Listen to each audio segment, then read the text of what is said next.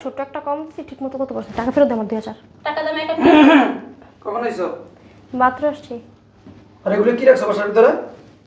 কেন কি হয়েছে কাজ করো না ঠিক ওদের একটা তো চরিত্র ভালো না।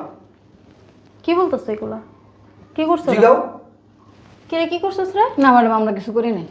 কিছু কিছু করছ দেখো না? আবার মিছা তো কস।